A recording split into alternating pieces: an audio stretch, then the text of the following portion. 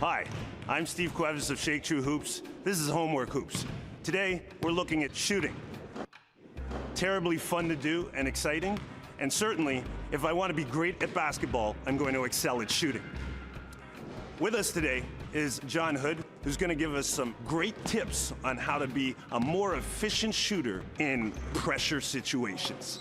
John? Thanks, Shake. When we're talking about great shooting, an acronym to remember is BEEF. BEEF stands for balance, eyes, elbow, and follow through. If you can get these four things moving together and working well, you can become a great shooter. Balance. Stability is essential in good shooting. We should begin with both feet solidly on the floor. As we execute our motion, our weight is transferred to the balls of our feet with our heels off the ground. Feet should be shoulder width apart, pointed at the basket, knees bent, hips down. Eyes. Our eyes should focus on the rim throughout our shooting motion. They should remain focused until the ball is in the basket or has hit the rim and glanced off. Elbow. Coaches talk about getting the letter C by forming a 90-degree angle. I recommend for beginners that the elbows start a few inches below the shoulder so that ball is at eye level but does not occlude vision. Follow through. This occurs at the end of the all-critical wrist snap. Wrist should execute a complete rotation with guide fingers, index, major, and thumb, pointed to the ground, ensuring maximum range of motion in our wrist flex. Correct and consistent follow-through is imperative to superior shooting. Essential to great shooting is that we have balance. In this case, we're using hula hoops of various sizes. This one's pretty small, so Craig has to really concentrate and govern his balance in order to have optimum shooting efficiency. His feet will land at the same time, and he remains in the hula hoop after the execution of the shot. Because shooting is so vital to the game, we want to make sure that we have several examples of great shooting. Guelph legend and basketball great John Poposky is going to give us a few words on what good players should know. Good players need to know that once you've mastered these fundamentals of shooting, the rest is all up here. Meaning that if you miss a shot, you can't worry about it. You got to be ready to step up and take that shot using the fundamentals that you've learned. Thanks, John. The mental game is as important as the physical game. Regardless of outcome, as soon as you take your shot, you should be focusing on the next play. Always believe that the next shot you take is going in. My tip, know you're gonna shoot the ball before you catch it. We worry about improving and correcting our shooting technique in practice so that we're shooting through muscle memory in games. Remember, if you don't shoot it, it's not going in.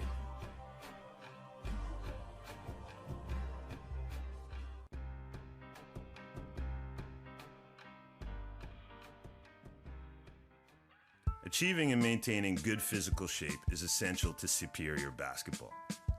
Squats are an exercise you can do at home to help build muscle in your legs, help you jump higher, and most importantly, help you to be a lockdown defender. So here we're doing a dynamic warm-up. The athletes are getting ready for their full workout. The importance of a dynamic warm-up is to slowly warm up the body. So here you're working on your footwork, holding your core tight, and just gently getting the body warmed up and ready for action. Start with your feet shoulder width apart, toes pointed outward. Bend at the hips, sit back in the chair. Return to a standing position slowly, feeling the burn in your quads and hamstrings.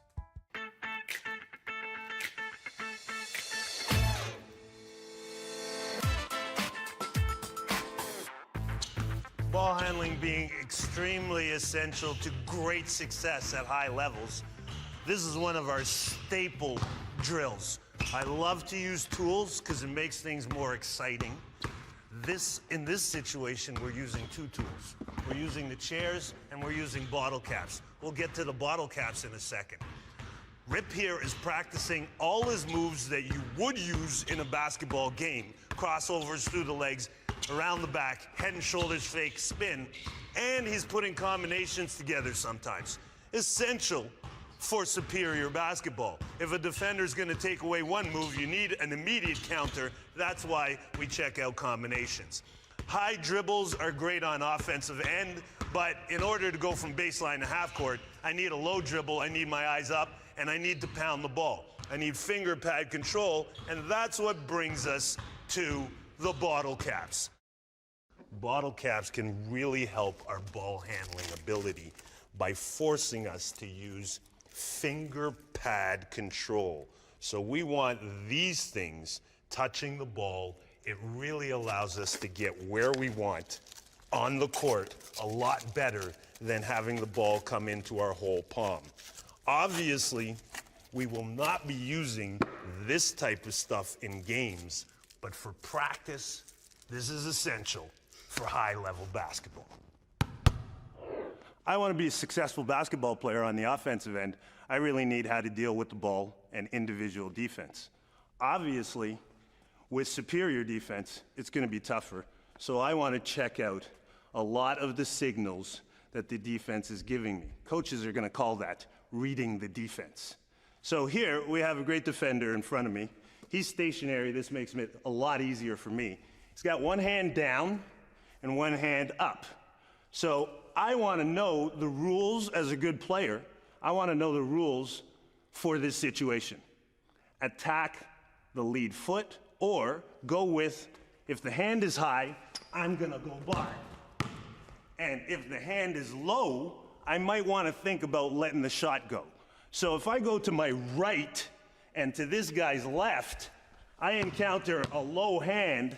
That allows me to release the ball and execute an open shot, or maybe a challenge shot, but not challenged at the release.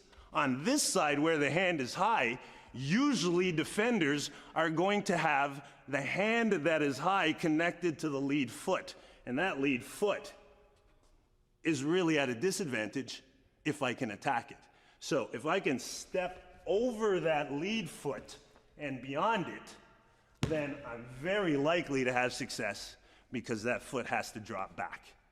Those are some of the things that we can learn in homework hoops. And individual basketball and reading the defense obviously is going to be connected to moving without the ball and successful offense against superior team defense. So I want to think about how I'm going to use screens, how I'm going to cut off screens, not only using them, but setting them myself. And if I'm going to set screens, then that's an unselfish act that creates opportunities for not only myself, but my teammates. Always good in five-man basketball, because there's one ball and five guys. We have one of four options that we can execute if we want success using a screen. The first one usually always dependent on what the defense is doing. Again, reading the defense in a team situation as well as individually. The first one is curling. We're going to look at curling off the screen, and this always affords opportunities to get open shots if the defense is trailing. The next option is popping off the screen and using the screen correctly to place your teammate between this defender and yourself, creating separation, hopefully for a catch and then possibly a shot. The third one is going to be one where we really have to read what the defense is doing, and we're going to fade off of the screen. And that creates a whole other slew of opportunities. But mostly, it always comes down to three: shoot, dribble penetrate, or pass the ball. So those are things that we always think are going to be results off of the way we use screens. And the last one is the fourth, rejecting the screen. So I got a defender behind me, and my partner is going to be Curtis. I'm going to start in the post with the ball chinned, elbows out, and we're dealing with curling, and this is why we want to curl. This guy is actually going to play defense on me, and I'm going to read the defense.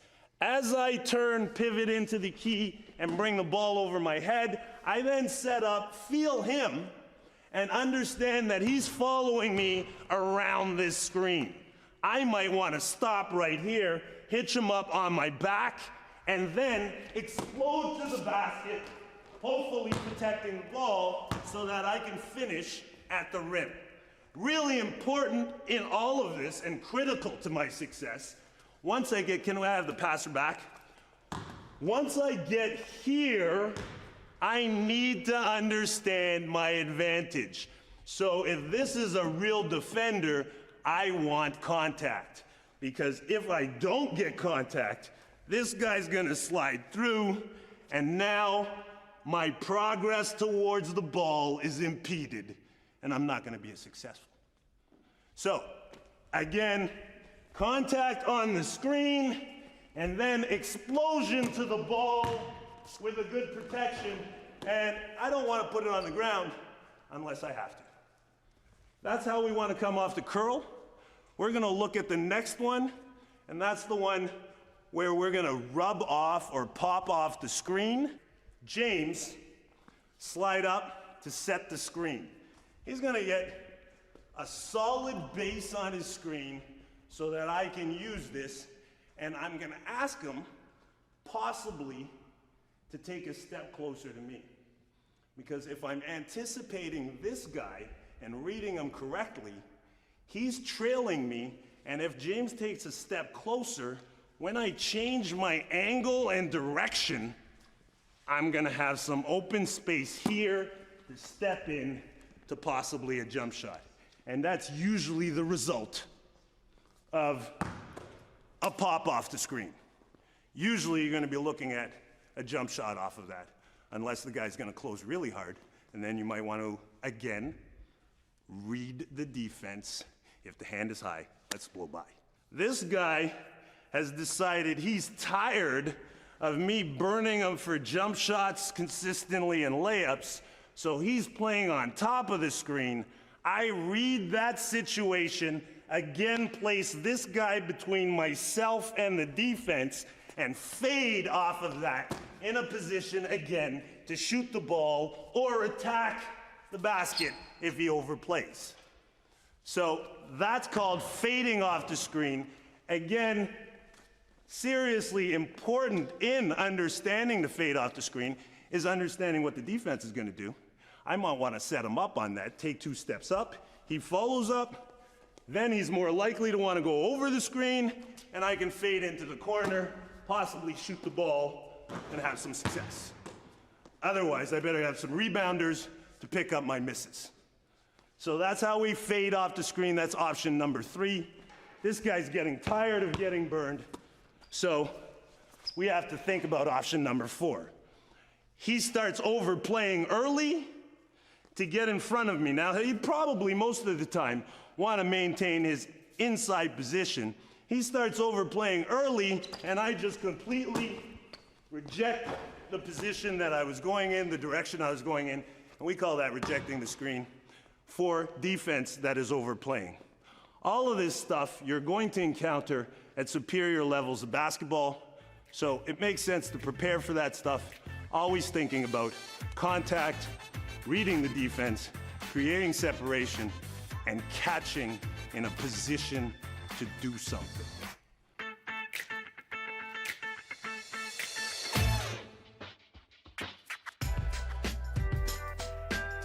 What we're gonna work on, okay, so I'm gonna have a basketball. I'm gonna toss the ball off the backboard, okay? The line at the elbow is gonna catch, okay? You're gonna catch, you're gonna inside pivot. So I'm gonna toss it off the backboard, gonna catch, you're gonna inside pivot. I want you to C-cut. So now, the importance of a C-cut. So let's have this line kind of give this some space. So I'll have you guys move over in the middle. Right there is perfect. Okay, so you're here on the sideline, you caught it. This is a C-cut. See how I'm kind of drawing a C? See how I'm doing this? This is a straight cut here, okay? And this is a C-cut. So you're here, you got a man on your hip, you're coming, you're catching, okay? What hand am I gonna dribble with? Left hand, right? If I dribble with my right hand, I just lost my defender, he can tap it from behind, ball's gone, okay? So I push out with my left hand, okay? get up the court. What you're gonna do, you're gonna peel the sideline. But what's most important, where are you running? Where are you running when you run the side? Okay, you gotta run far. You gotta hug the sideline. Don't go out of bounds. Hug the sideline, head up. Okay, guys are gonna cut here to the basket. Guy with the ball, or girl with the ball. Come here, you're gonna 2-foot stop. So you cut into the basket, cut, bounce pass, layup. I'm gonna get the rebound.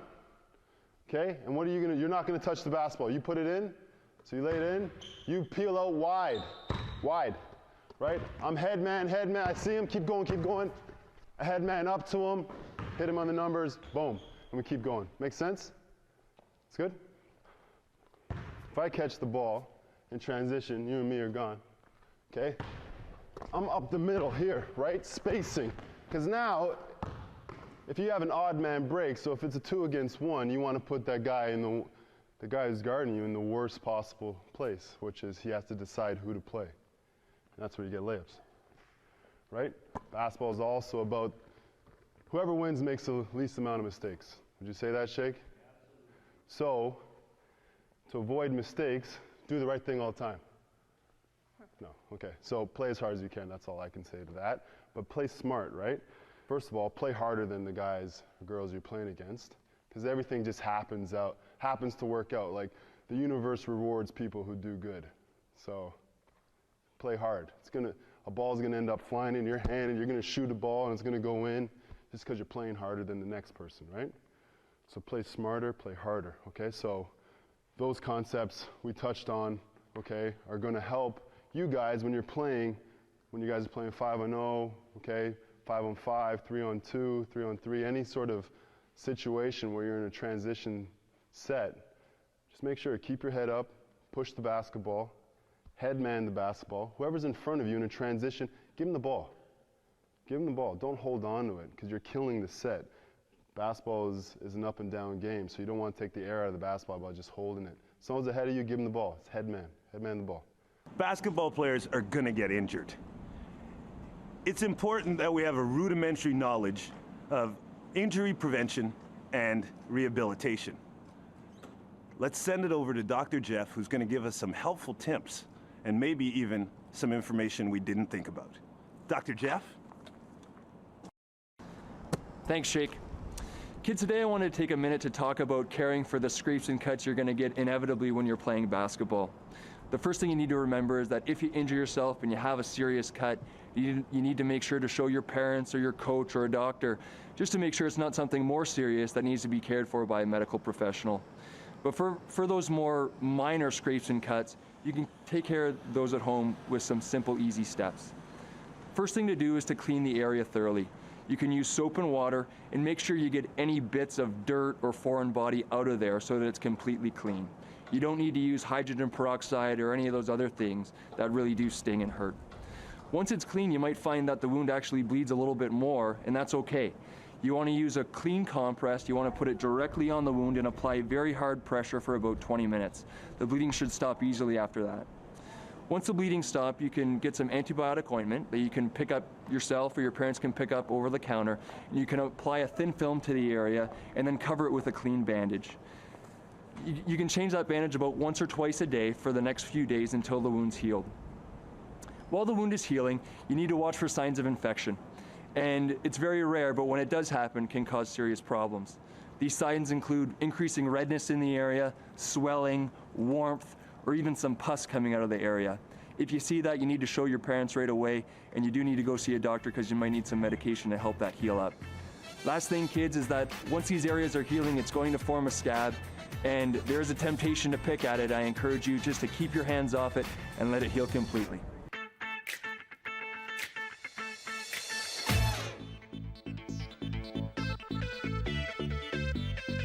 Ball for All is a basketball program opening new doors for youth participants. We provide access to basketball skills training, fitness education, and nutritional instruction through programs available to all youth who wish to participate. We instill values of social awareness, teamwork, and the importance of giving back. Located in Guelph, Ontario, Canada, Ball for All draws on great basketball instructors, dedicated volunteers, and conscientious sponsors to make a difference in the lives of its participants. I have some kids that have managed to make themselves good enough so that they can qualify to attend private schools. David, at 12 years old, was offered a scholarship to private school based on his basketball. On the horizon, those kids are going to learn a whole bunch of things that have nothing to do with basketball. But through basketball as the vehicle, they've allowed themselves to have greater opportunities for life success. It's taught me to be more responsible. The drills you do, he tells you to do them at home, so you take responsibility to get yourself better. Youth are 20% of our population, 100% of our future. They are our leaders. Core values for basketball and Ball for All: self-improvement, self-discipline, learning how to improve and the mechanisms involved, and truly for myself, understanding the value of the information that you're receiving in order to allow yourself the biggest chance to maximize your potential. And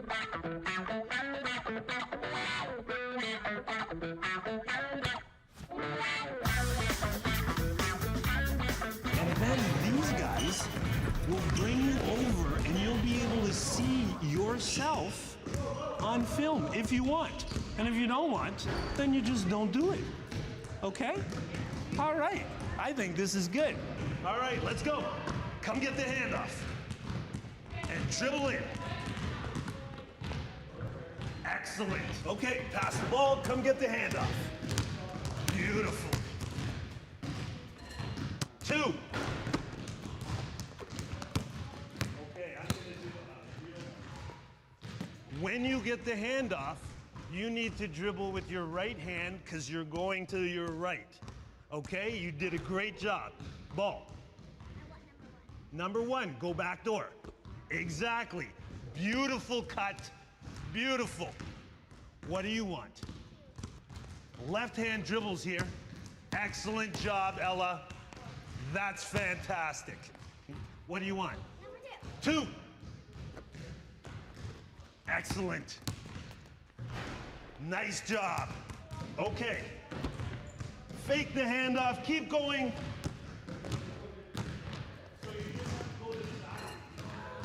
Special, let's go. Fake the handoff, keep going to the basket. There it is. That's tremendous. That's tremendous. Come in here. I need 2 high fives, okay? Same time. One more time. Excellent. Go. Nice job.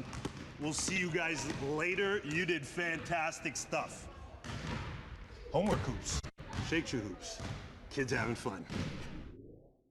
Hi, I'm Scott Jaspers Fair. I'm originally from Guelph, Ontario. I played for 5 years at Cape Breton University, where I was 4-year captain, AUS champion, and national semifinalist. I went to Shake True Hoops ever since I was 12 years old, and I totally owe him my basketball career.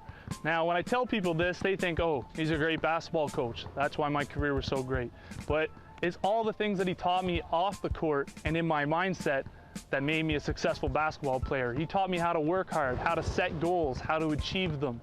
Made me hungry and made me think the game rather than just my skill set. Shake did worlds for my skill, but it's for everything that he taught me off the court, which made me an academic All-Canadian, a captain, and a great citizen.